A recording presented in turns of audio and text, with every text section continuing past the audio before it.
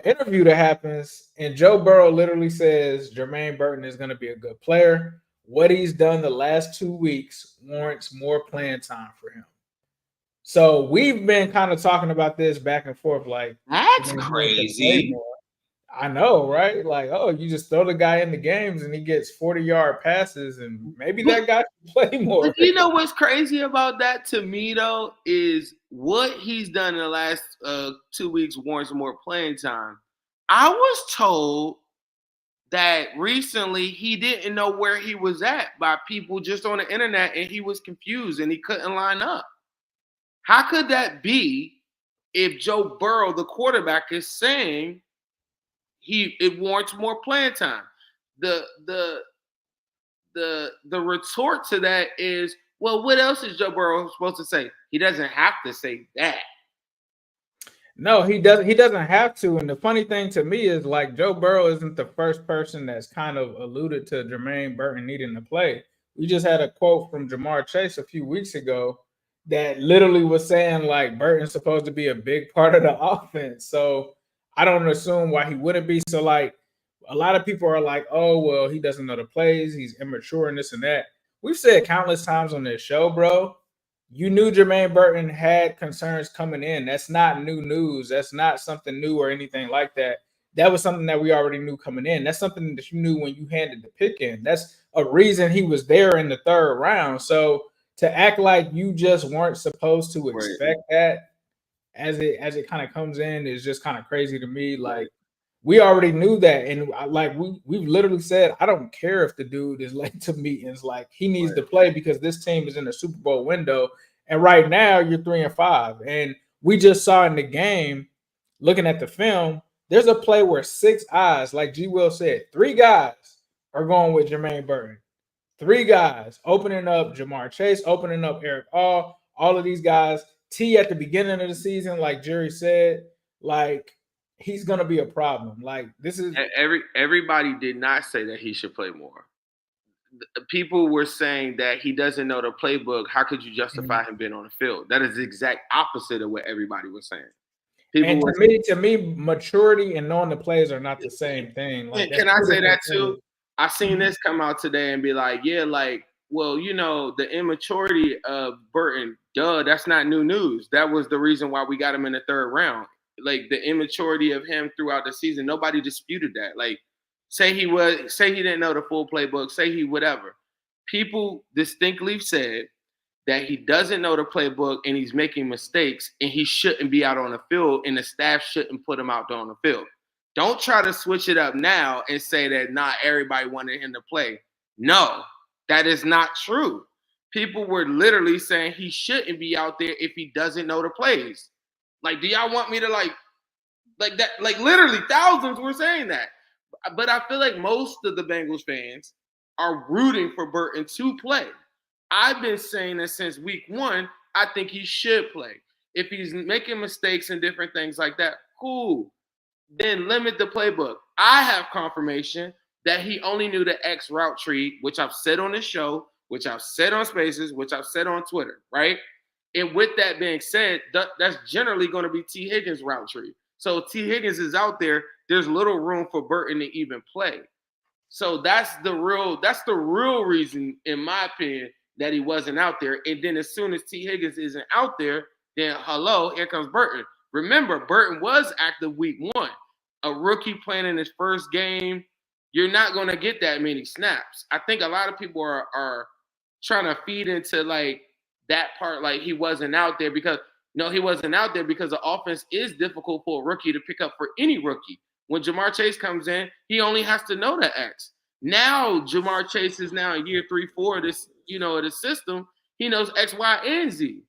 But a Burton only currently right now knows X confirmation. So if that's the case, he doesn't have a chance to get out there as much. And it's not because of false narratives or anything or like some new, oh my God, he's immature. Yeah, that's how you got him in the third round. That's how you got. That's literally how you got him in the third round. And I mean, backpedaling is crazy. Like, do you really think if he was drafted by the Dallas Cowboys that Jerry Jones wouldn't put him out there week one? Because I don't like when you take guys that have those kind of concerns, you just take the risk. I just talked about how the Browns took that D tackle from Ohio State, right? This dude literally caught a charge in the offseason, gets suspended. As soon as he's suspended and is eligible to play, they played him.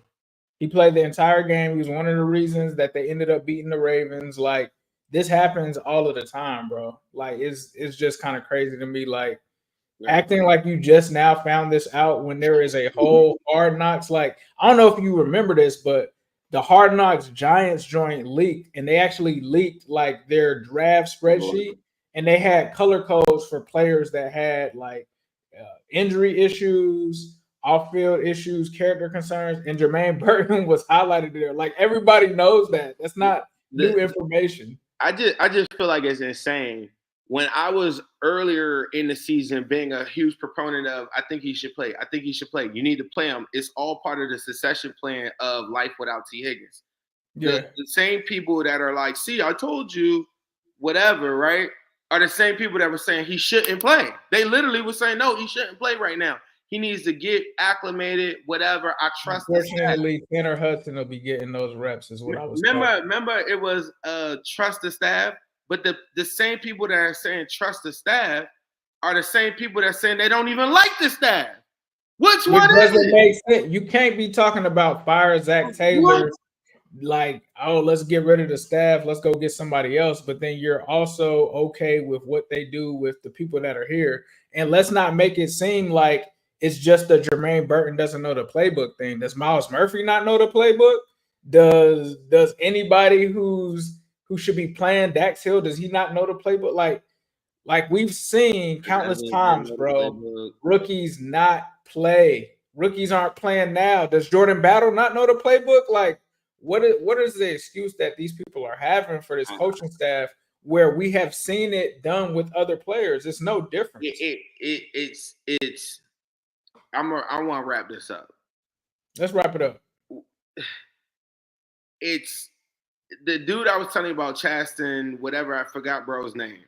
Yeah. This is a small microcosm of what's the problem or what's the issue. Yeah. It's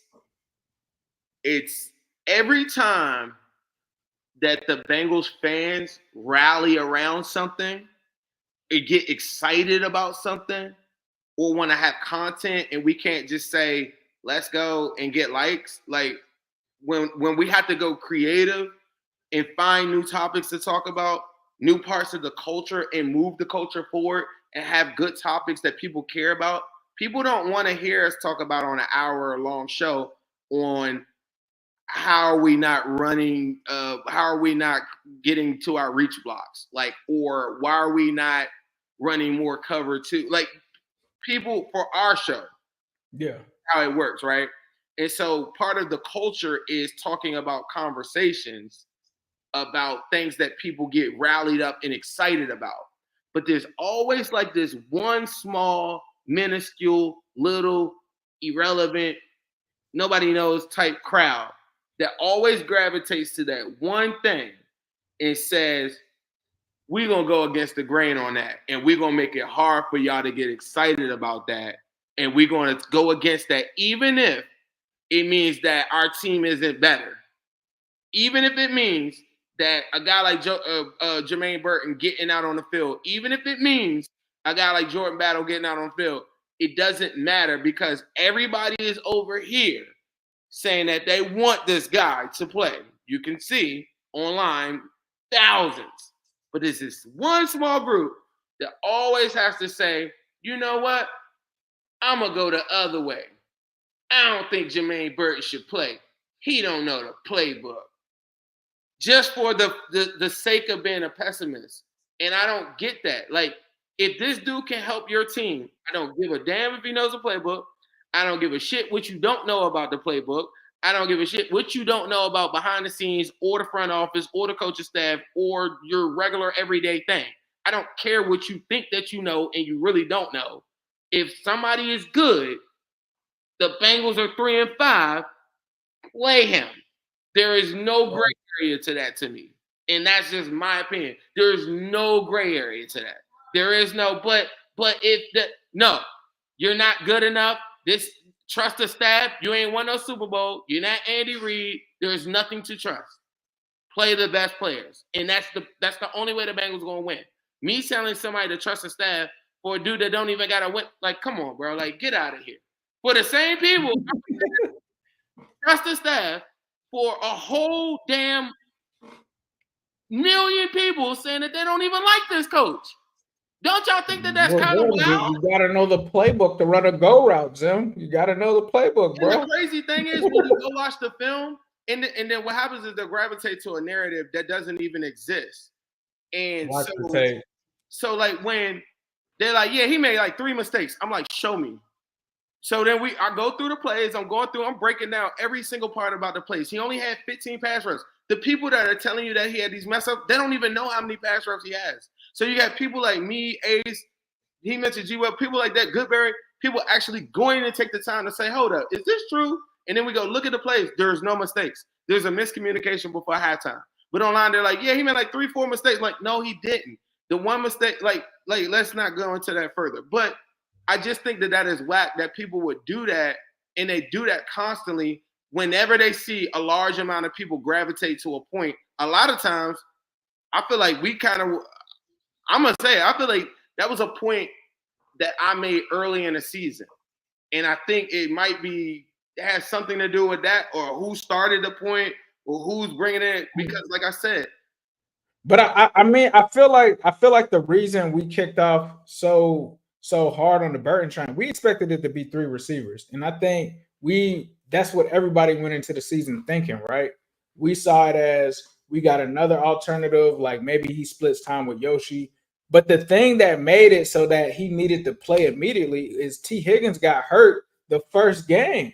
So like when it came from a scheme perspective, which we did better at it in this past game, but we knew that Ja'Marr Chase was going to get double and triple teamed. And to me, Burton was the only person that could stretch the field in that situation just by being on the field that could help free up Ja'Marr Chase. And like they didn't go to it. So that for me is what really like started it for real. Because it was like, all right, like now you've been dealt a situation where you don't have a choice but to play Jermaine Burton.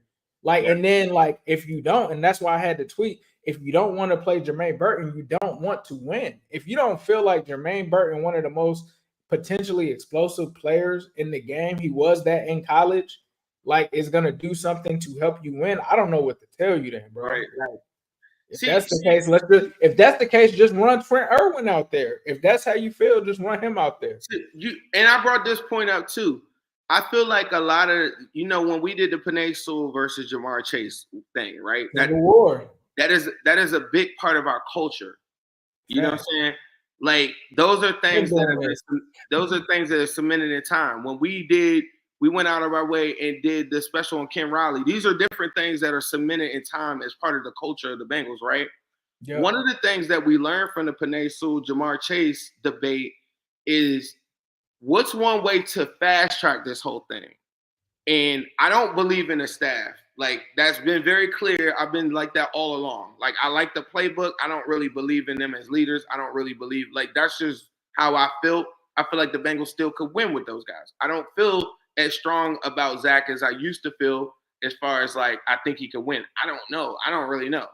But part of fast tracking it is getting the most explosive offense that you can get.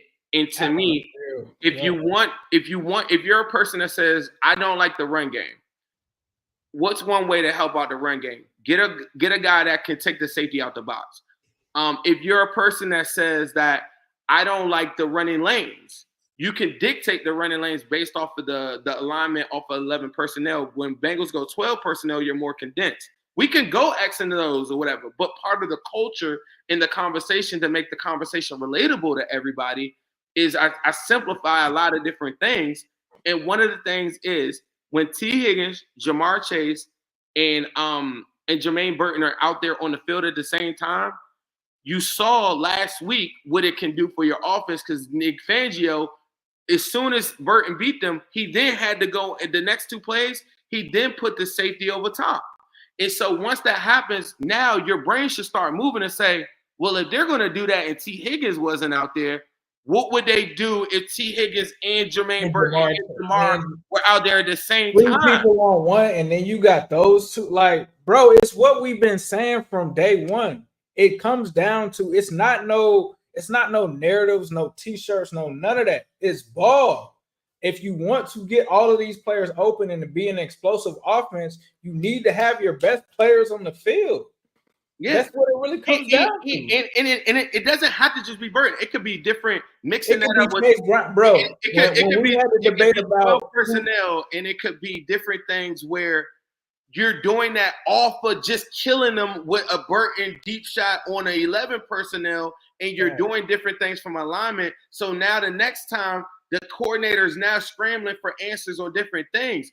People are so caught up in, oh, they're just Burton. No, it's about strategy and being assertive with your actions and being able to dictate. If you could go and do that and you can figure out a way to do that, one quick fast track, because you're not going to be able to improve your interior offensive line overnight. You're not going to be able to improve who your running backs are, like in Zach Moss or whatever. Like, you can't do that. The one person on the team that is clearly more talented than probably the guy in front of him is Jermaine Burton. You can make the argument maybe with Jordan Battle, right, and Von Bell, right? Aside from that, the Bengals don't have that issue of talent behind any else on the roster. And Yoshi still could play. But the thing is, by putting Burton in there, it changes how teams can play you. And we learned that from the Chiefs AFC Championship game in 2022. So a lot of people are taking this as like a personal thing, like, well, I'm not as high on Burton. And it's not about Burton. It's about dictating what defenses do. And that's a way to fast track you scoring and getting more offense. And in turn, you'll get better run efficiency. When the Bengals opened up their offense and they were running on all cylinders or whatever, and Eric All was doing this thing, and we were in that stretch with the Commanders and Ravens and stuff, it was about being assertive in what you're doing. Now you have a whole nother wrinkle in Burton that you could have implemented the whole time. But these are different things that you can do to make your team better. It's not about a personal relationship, even though people say that about us because we're part of the culture and some of the players follow us or they tweet us or they know us or you might see us with them, whatever. That's just hating. Like, I can't help with the fact that that's part of our life. Like, that you might see us or see somebody follow us. That's nothing to hate on us about. If anything, you should be happy like, hey, look, these are some guys that have another extension of the team from a different angle that isn't a reporter in the locker room. That should be celebrated. And then the last point that I was going to say is, like, all of these things aren't arguments. They aren't toxic if people know how to talk ball. If you talk ball, it's not a cute conversation. You might have had a conversation about what pillows and throws you were going to have on your couch earlier with your family or whatever. This ain't the same. So you got to have a little bit of tough skin and don't take nothing personal. One of my number one rules in life is don't take anything personal if nobody's saying, I'm not even saying anything directly to you. This isn't an indictment on your football acumen. If you feel as though Burton shouldn't be on the field or he doesn't know the playbook, just show the film. Show your results. Show the statistical merit that will warrant you saying something like that. Don't give me hearsay. I'm giving you film. I'm giving you different things to back up the points, and I'm giving them to you from analytic companies, and I'm giving them to you from different angles, from cited sources that we all trust. So you can't say I'm going off the emotion or Fifth highest PFF grade on offense this week. Who was it?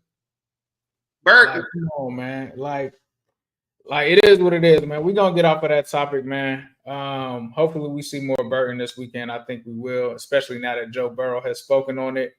If they don't like it, tell them get a show and then, get some clout, get a little reach and say whatever you would like. But don't say nothing about me or my partner because you're in a position where people aren't listening to you. That's not my problem. Just get your weight up. We've been doing this a long time. Wincinnati, what we got? 800 people in this joint? We've been doing this for a minute. Like I didn't get here with Joe Burrow. I'm not a Joe Burrow fan. We did a show up in 2021, bro. What? We was doing this show, Orange is the Black. We was doing a show when none of these people was even showing up.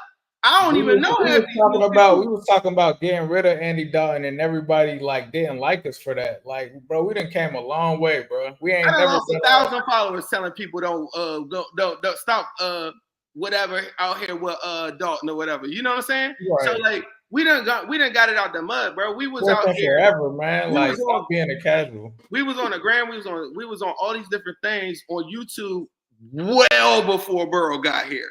So this thought process that they're doing something to try to whatever. No, we're getting the conversation going. How you as a grown person react to the conversation, I can't control that. But we need to be bigger and better than that and stick together and be in unison. And if you got a problem and you don't like it, come talk to me about it. Come talk and communicate like a man or a woman, and let's talk about why you think Burton should be on the field.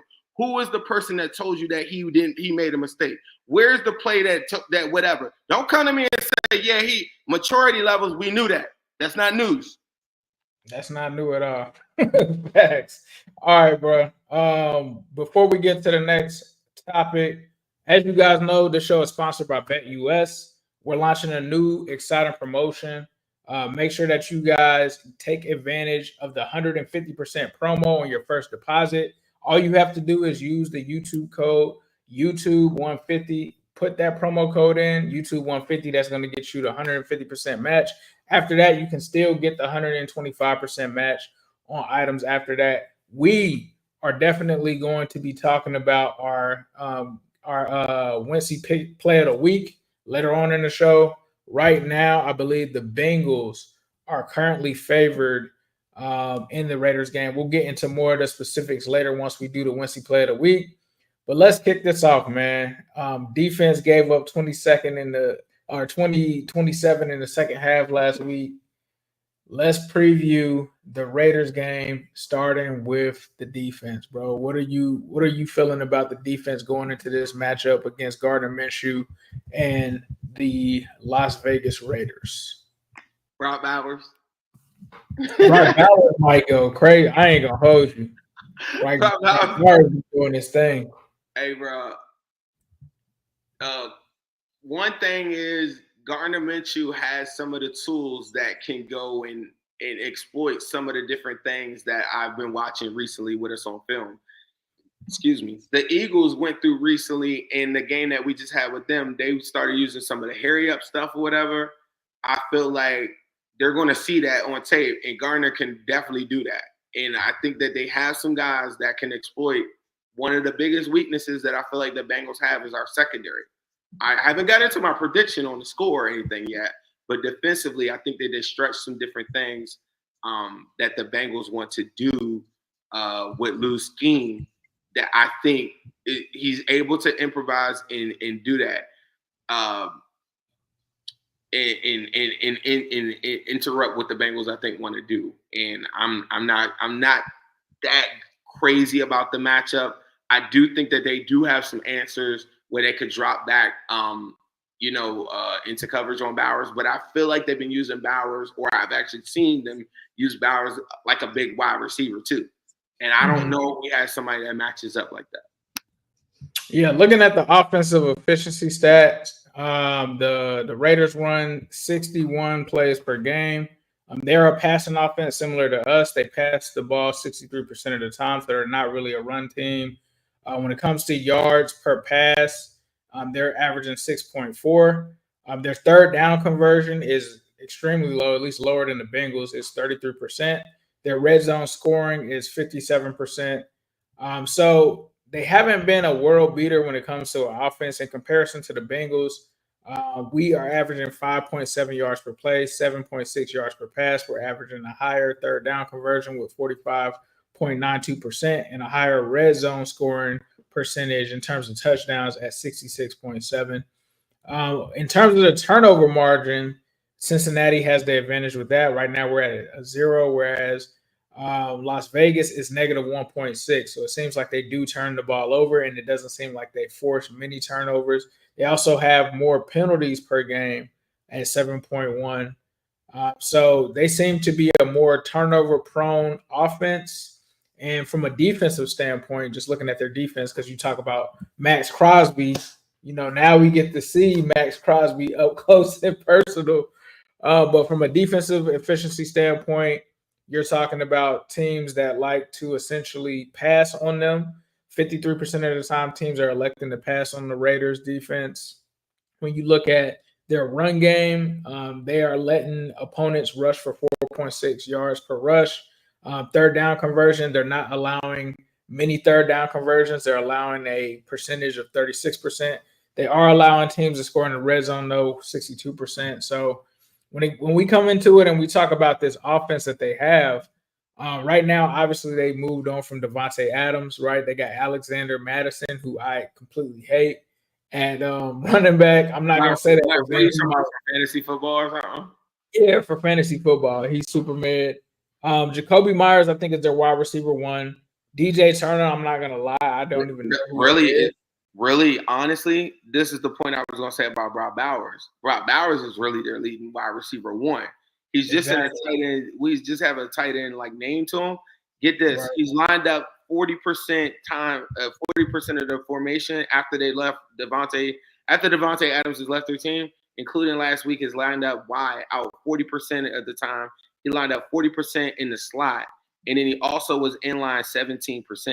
So they move him all around. His yak on the season, he has over 287 yards of yak. So the tackling issues and different things like that, those are the different things that could pop up. The Bengals need to tackle and get this guy down. Gardner Minshew is averaging 200 yards a game, but he's been efficient at 67% on the completion rate. And looking at this as well, like they're not a team that takes deep shots, which is actually good for the Bengals because the Bengals defense is really susceptible to a lot of those deep middle passes this season.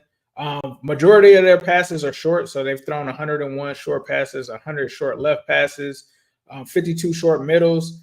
Deep left, they've only thrown 23. Deep right, they've only thrown 19. Deep middle, they've only thrown 8. So this is a death by 1,000 paper cuts type offense when they pass the ball. It's not something that's going to be kind of a vertical offense where they're attacking you deep. So something to keep in perspective there. And then when it comes to their completion percentage or their run game, they're likely running towards the center, and it doesn't seem like they really run off tackles or anything like that. So looking at what this team has done from an offensive standpoint, it's not a super explosive offense. When it comes to the penalties, we kind of talked about, they do get a lot of offensive holding penalties, so that's something to keep in mind.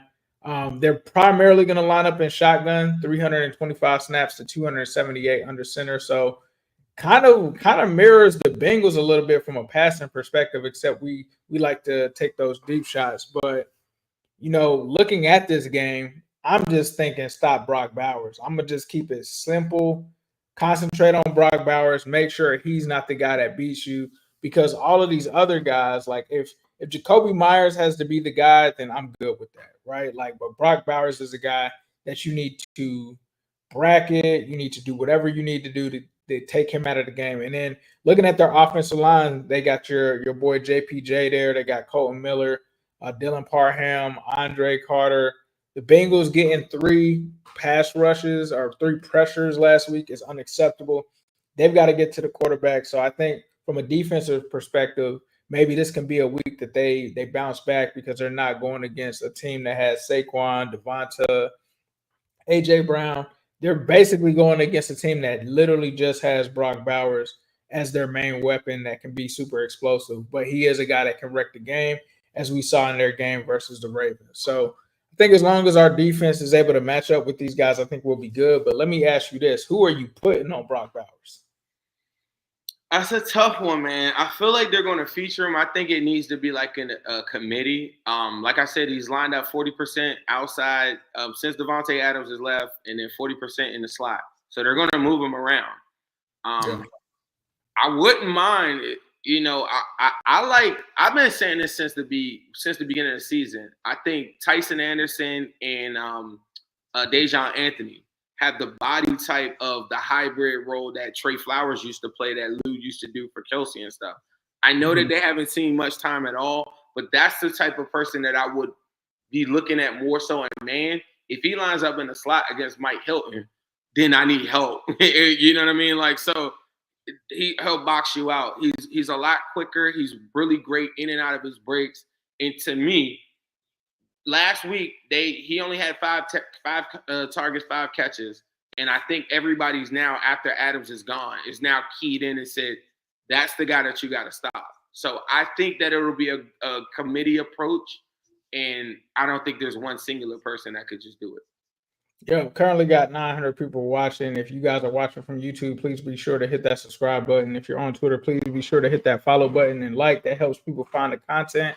We appreciate y'all for holding us down. Let me ask you this. I know you probably don't know the answer to this. I did want to say this real quick. The Raiders are the 12th best pass blocking team in the NFL. Also, they are also the 24th highest scoring team in the NFL as well. What do you think the completion percentage to Brock Bowers' targets are? Like, what do you think that completion percentage is? And it's for the whole season? For the whole season. Probably the highest in football. Well, what would your guess be? Like, what percentage? 60-something, 70 or something?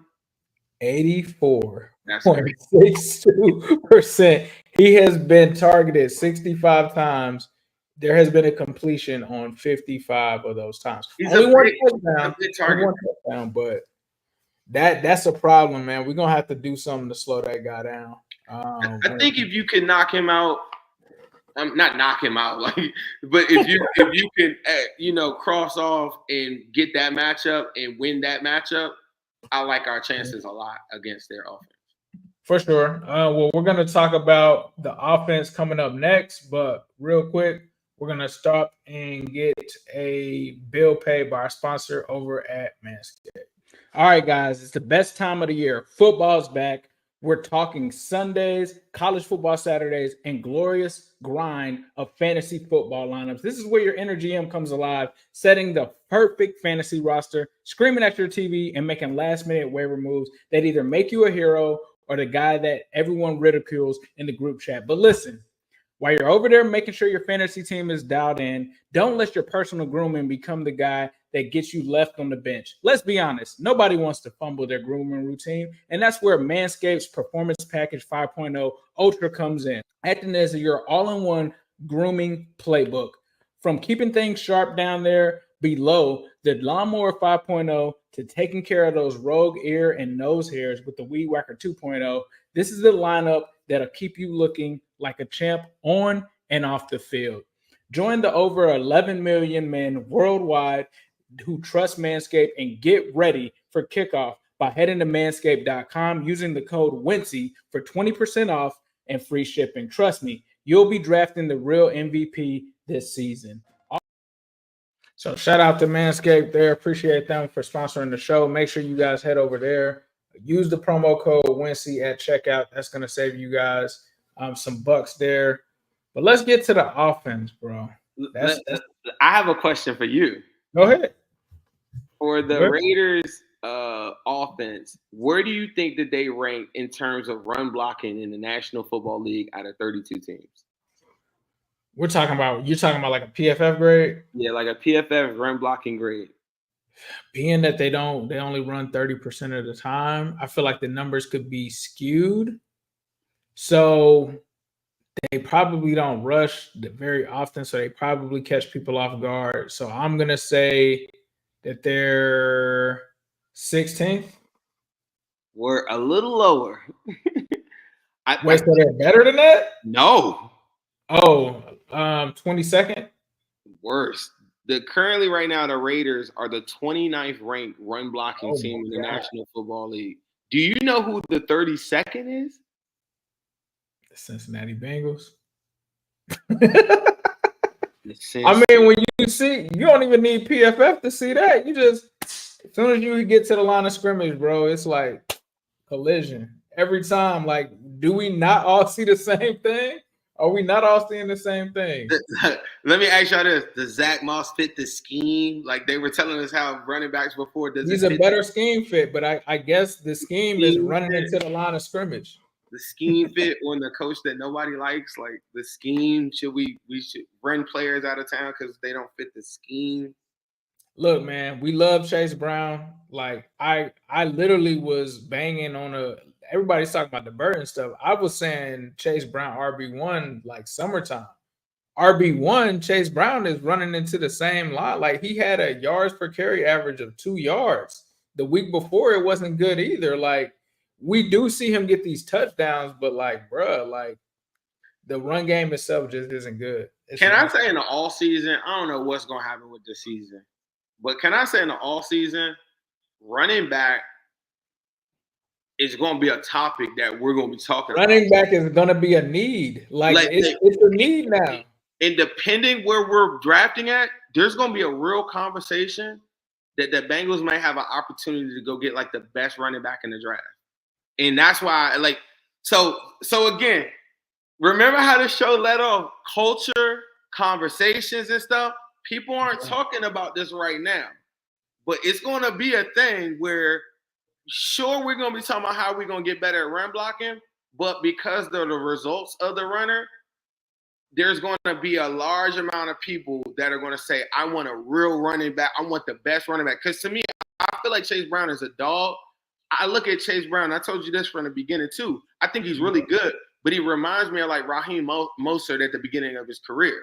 He's a real fast runner, but I'm not giving him – he's not a three-down guy to me.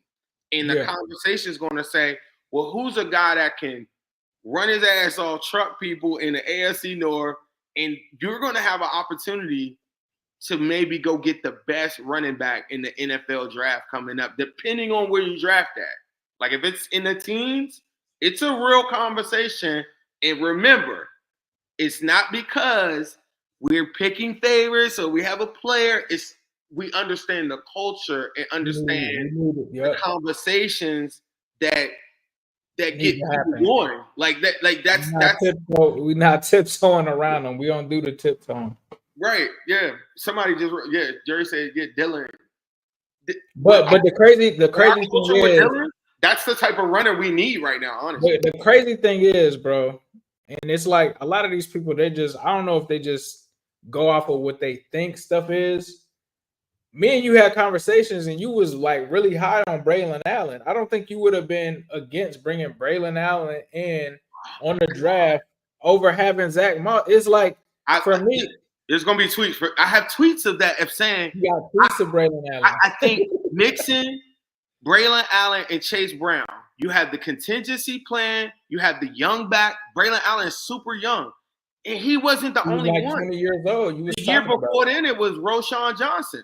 You know, like, so there's different runners that we identify in, you know, but what happens is people try to box us in like like you don't have prime, or like we're just creators that do a podcast, but we also do make gear. We also do draft analysis, but they box us in, and we do have opinion, but it's formed by our work. Yeah, bro. I don't like. That makes me so mad. I've been like, people talk about predicting picks and all of that. That's what Prime has been doing since 2016, bro. Like, like it is what it is, man. And the higher ups in the Bengals community recognize Prime. All this. But what I was gonna say is, the whole thing was, we don't need to be a bell cow system, and that's cool. But when have the Bengals ever shown you that they can, or Zach Taylor, when has he ever shown you that he's able to do a committee? Because I've never seen it. I didn't see it with Gio and Mixon. Right. I didn't see it with Chase Brown and Mixon. I'm not seeing it right now with Zach Moss and Chase Brown. So, like, when is it gonna actually work? Is Zach Taylor gonna be here? No comment, bro. You know how I feel. You know how I feel, like, bro. So, you know, honestly, that's how you fix the run game. Like, and here's the thing, bro. Like, we both cover the AFC North, so we know about what the transition that the Ravens have been through. Like, the Ravens used to not have a pass game. It was non-existent under Greg Roman. They really struggled to really fix that, right? And what they ended up doing was they got a better coordinator that had a better system, but the dude was smart enough to realize what Greg Roman is doing here in the run game works. So I'm going to keep that, and then I'm going to just sprinkle my side of what's going on in the passing offense there. And that's what good coaching staffs do. But getting back to the offensive side of the ball, man, this is a situation where the Bengals have to take advantage of the receivers that they have, man. Like, this isn't a secondary over in Las Vegas that's intimidating by any stretch of what this Bengals receivers and tight ends are capable of. We just saw last week, man, what Jermaine Burton, Mike Gesicki, Jamar Chase, Eric all could do. Like, there's a world where I'm cool with them sitting Tee Higgins this week. I know he didn't practice today, but there's a world where, He was on the given what I rehab. saw, you said, what's up? He was on the rehab field though, and he was out there. Yeah, he was. Yeah. My bad. So I don't want to misspeak. He was at practice. He was on the rehab field.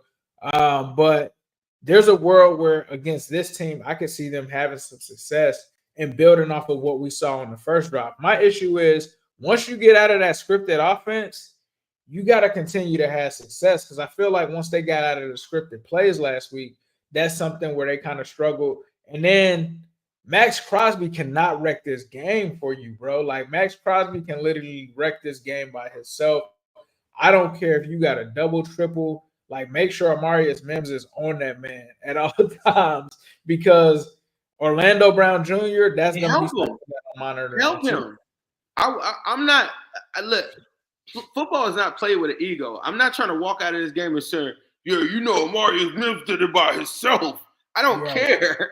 I don't care how you get it done. Chip on him. Trey Hendrickson was chipped on constantly last week, and Fred Johnson was put on the island at times too, but they did it sparingly so the Bengals didn't know what was coming. Whatever the Bengals need to do, if they need to help or whatever on Amarius Mims' side, I do think Zach Moss as a pass protector has been pretty good. He'll get a good chip on you or get Sample or one of these dudes. We ain't been talking about Drew Sample at all this year. Like him in the backfield, pass protecting, doing any of that stuff. Get him back out there. Go. Let's go hit somebody this week, bro. Like, give me Sample, give me Eric all together on the field at the same time. Let's go run. Let's go do something. Let's go hit somebody. Get our guys moving forward instead of always in retreat and pass pro.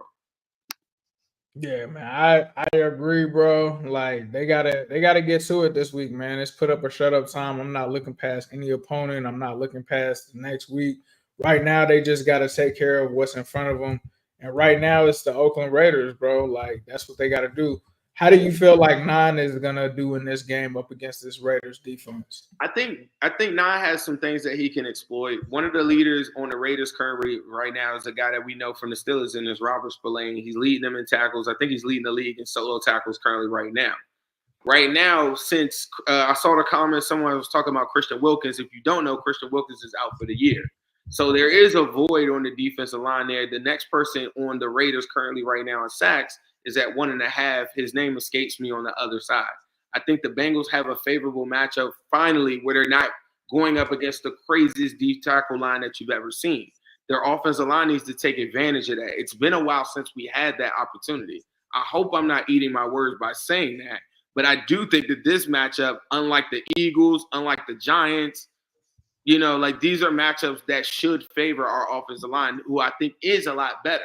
They are good in pass pro for the most part, and I think that they have the tools to do it. Amarius Mims is the guy that we think is going to be the future, one of the best right tackles in football. I already feel like he's a top 15 right tackle in the NFL.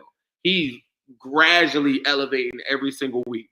And I think that if you help him out, give him some confidence in a game like this, not allowing Maxx Crosby to get even one sack will go so far in this young man's career. If he could walk out of this game and say, Maxx Crosby didn't get a sack on me, that would be big for his psyche. But at the same time, I'm not moving with ego. I don't care who has to help him. Whatever you need to do, treat this game just like you do TJ Watt or Myles Garrett. You need to go and help this big boy handle Maxx Crosby. If they move him, do anything with him, make sure that you take an account for him. Joe Burrow got to the podium today and talked about Maxx Crosby. He said, you need to identify where 98 is at all times. And so we move in the same way. I think that the Raiders, ironically, that you said it about their corners, their young corners at the trade deadline, honestly, those are the guys on my list that I think that I think that would be in the mold what the Bengals would want. I think if they were to win this game, I would go get one of those corners, Jack Jones and God damn, my brain, I got so much information. But their corners right now are Jack Jones, you got Jacorian Bennett, you got Jack Jones is the one though. Yeah, Jack Jones is the one that you want. A young corner for a team that's in a fire sale. If the Bengals could handily beat the Raiders and say that, you know, whatever, this is the type of trade that I think if you're a person that's saying that the Bengals need to make a trade, that in that mode, not a big crazy name, but somebody that you could send a 5th, 6th round pick, something, whatever, something low, and a guy that will push a start. I think he will push DJ Turner out of a starting role. What you do with Newton and guys like that, I don't know. But I think that his skill set is good enough to Lou with his background and what he's done with Eli and guys like that. I think that kid would do well in our system. And at the very least, you would have a more seasoned corner at the position that you feel confident in with moving forward. But that's a whole nother topic. But offensively, get back into what, like some of the stuff you did last week. We talked about it early.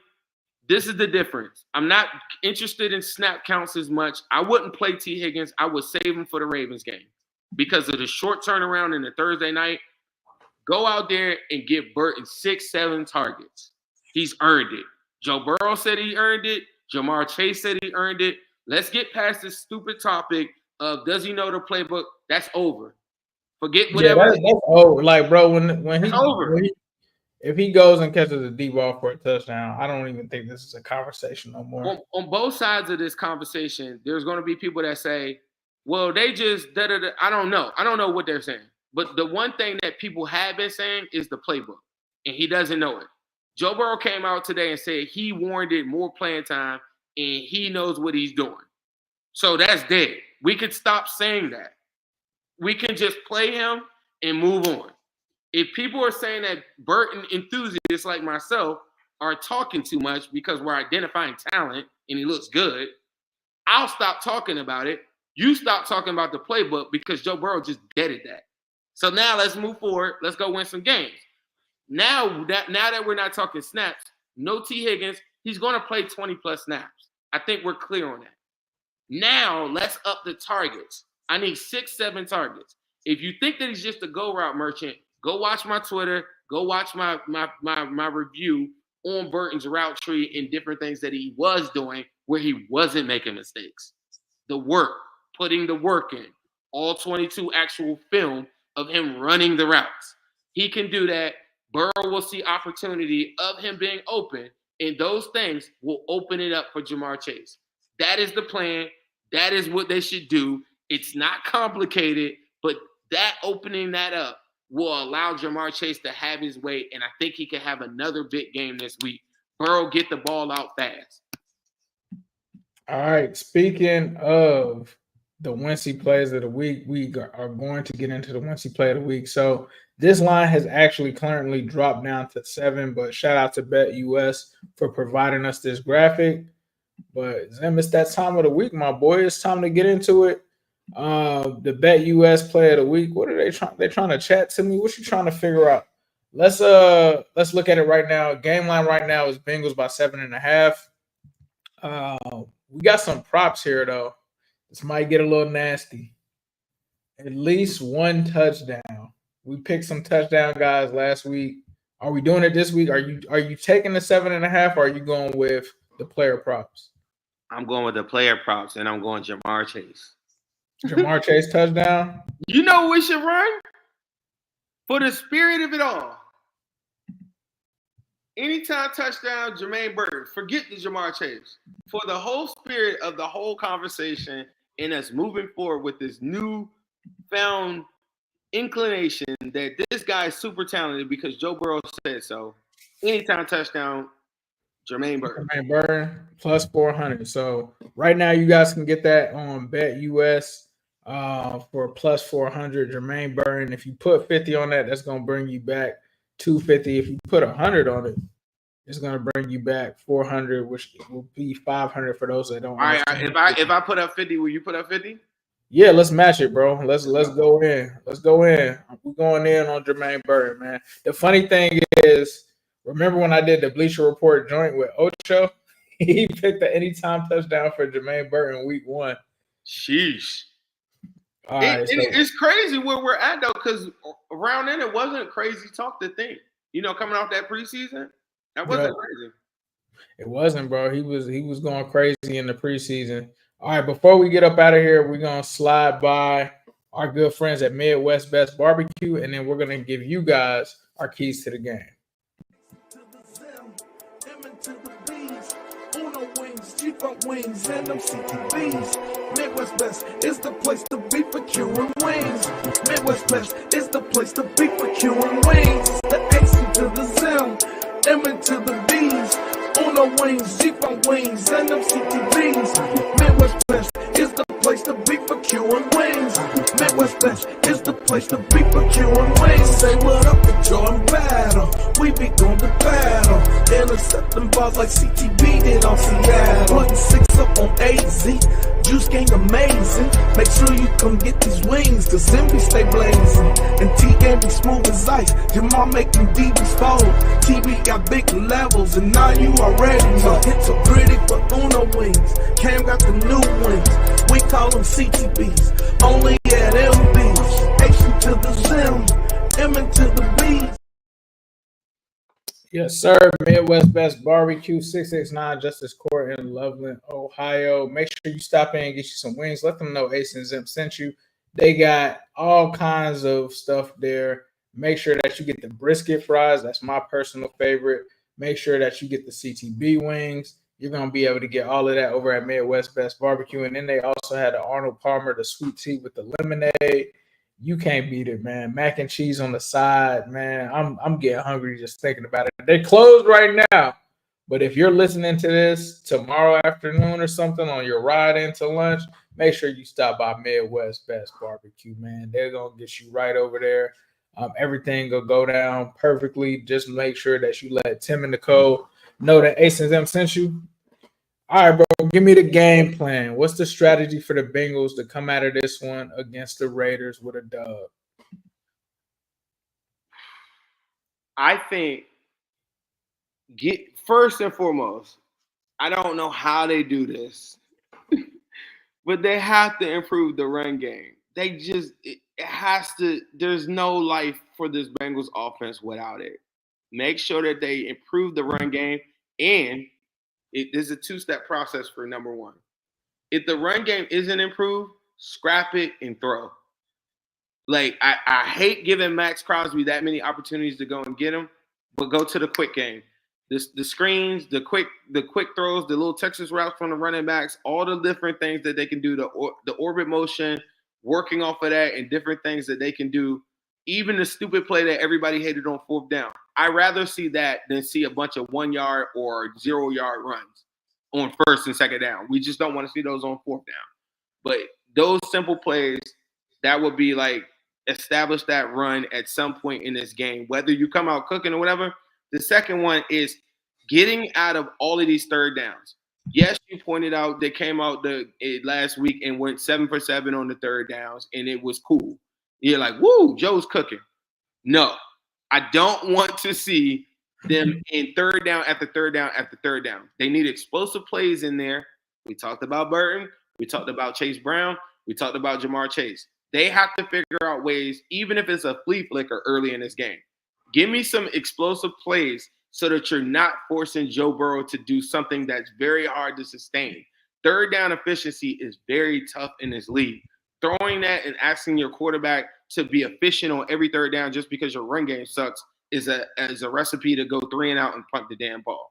The third thing that I will say for the game plan is making sure Brock Bowers does not beat you. If it's going to be somebody that beats you, it's got to be like Trey Tucker, wide receiver 3 or something like that. Give correct respect to Brock Bowers and the Gardner Minshew being able to do what he does. And I guess that goes along with that. Trey Hendrickson, I watched TJ Watt yesterday make a big play when they needed it the most. The game, what's his name? The team that who the hell were they playing? Shit. You said who was it? Who were the Steelers playing? The Giants. The Giants. Daniel Jones had a chance to go get them, cook them 2 minutes, whatever. TJ Watt said no. Strip sack, got the ball back for him. Trey Hendrickson, if he's going to be the guy that I say that he is, and I'm going to go out there on a limb, they got to be able to have him make big plays at big moments early in this game and impact and dominate and take over the game the same way a Maxx Crosby would. Nah, I'm right with you, man. I think number one, neutralize, like you just said, Brock Bowers. Neutralize Maxx Crosby because those two guys can really wreck this game plan. I'm gonna just keep it a buck, bro. Like you might have to abandon the run game at this point. Like you might have to fully go all the way in and be in a passing offense because that what has worked. I would like to see more screens to running backs like a Chase Brown or something like that out the backfield. But neutralizing those two guys, and then of course protecting the football, no turnovers. You can't have those happen in a game and expect to win. Conversion in the red zone, punt the ball when you need to, bro. Like if it comes down to another 57-yard field, just punt the ball. Punt the ball and make sure you use field position. Like don't give Gardner Minshew the ball at the 50. Like give him the ball at the 10, 20. Let him do his thing. Special teams has got to be big as well, especially with us not knowing, what to expect from the offense. So if special teams can help us get good field position, that also helps.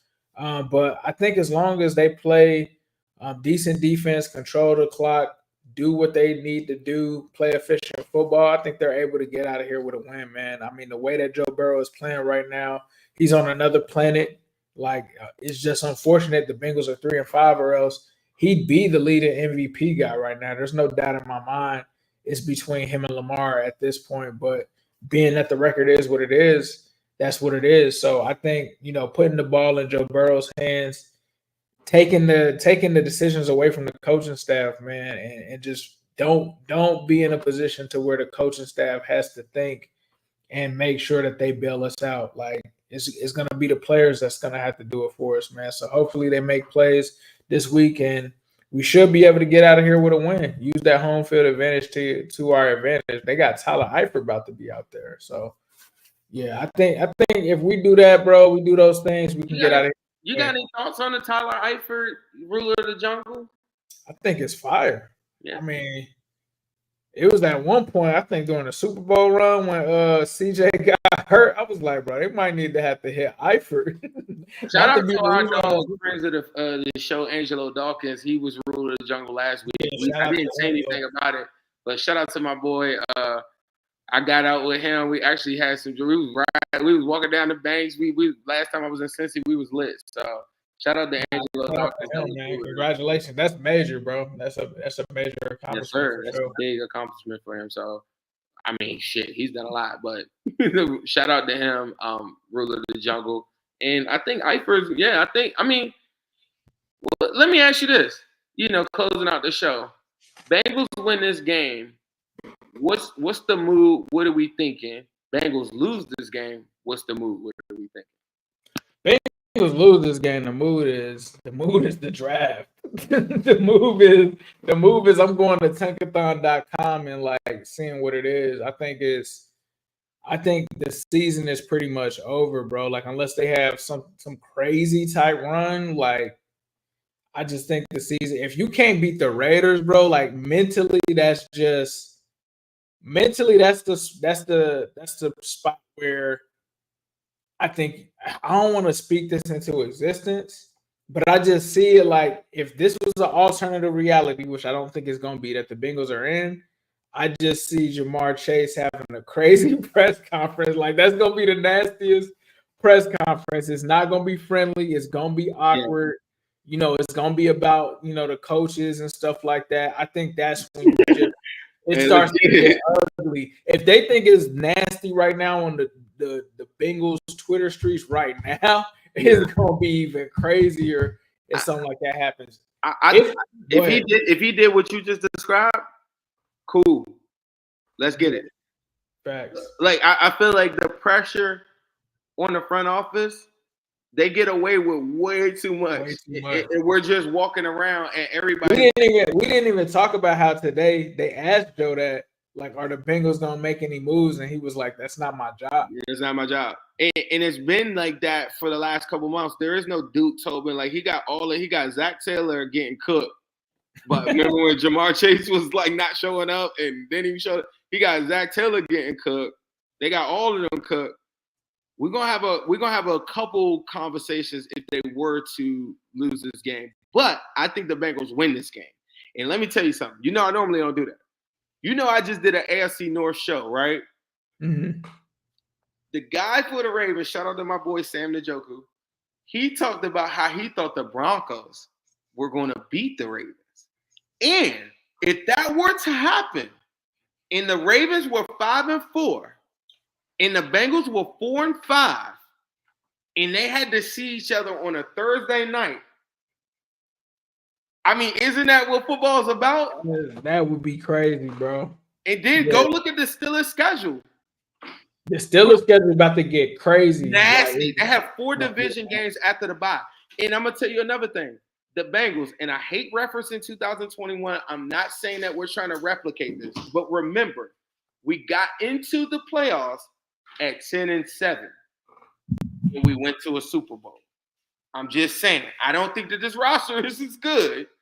But just keep it in perspective, I usually just like to focus on us, but we're playing the Steelers twice, we're playing the Chargers, we're playing the Ravens, all the teams that we can knock out of the wild card, they're all right there. And then in division, I think the Steelers gonna have a rough schedule coming up. If the Ravens were to drop to the Broncos coming up, look out. This could get really crazy this season. Yeah, it could get really crazy. Before we get out of here, we do got some super chats, so I want to shout out to them for supporting the show. Our bad guy here is talking about Hurts is better than Burrow. Jamar, wide receiver 3 on the Eagles. Spend this on your defense. Peace and love. Spend the $5 on your defense is crazy. Hey, shout out to bad guy, bro. That is the greatest super chat I've ever seen. Spend the $5 on your defense. I might have to clip that and post it. Spend the $5 on your defense. He said Jalen Hurts was better. How come Jalen Hurts couldn't do it without A.J. Brown and you watch Joe Burrow go and cook and go straight to a bowl with the same circumstances? Come on, bad guy. We know who the bad guy. Why you ain't doing it without A.J. Brown? We know who the leading receiver in the league is. You can look it up, my boy. The Mighty ACJ, $10. Are you guys good for the 4th and 1 in the league? What does he mean? 4th and 1? Is this a Zach Taylor joke? Like, what are you guys good for 4th and 1 in the league? I don't know what that means. I don't know what that means, but I wish we did. Appreciate the support. But yeah, man, that's gonna wrap this joint up. The Wincinnati podcast is live every Monday and Wednesday, 8 p.m. Eastern Standard Time. You guys already know what time it is. We're here, win, lose, draw, whatever, bro. Like we've been doing this for a while now. Orange is the new black to the Wincinnati, and that's what Wincinnati is, bro. We're here to win. So whatever we are saying, it's because we want to win. We don't have no ties to the Bengals. We got this out the mud. Like you already know what time it is. So follow him at Zim Day. Follow me at New Stripe City. Thank you guys so much for tuning in. Zim, anything that you want to say before we get out of here, bro? Nah, I'm just still tripping over it. The $5 for the defense. and then these people I ain't never seen before in my life talking about we got it for clicks. Boy, I was here when the Bengals ain't win a damn game. What is you talking about? Where was you at? When I met Ace, I was doing a podcast. I had got my first townhouse or my second townhouse. I was doing a podcast on the floor, and not one person I knew in my real life even knew any players on the Bengals outside of AJ Green. The first time I ever recorded a podcast sitting on my floor without furniture. So don't ever in your life try to tell me that I'm doing something for something. The reason why we out here and we saying whatever we want or whatever, because we had to go do it on our own because nobody else wanted to help us do it. Fact. When he got it out the mud, we built different.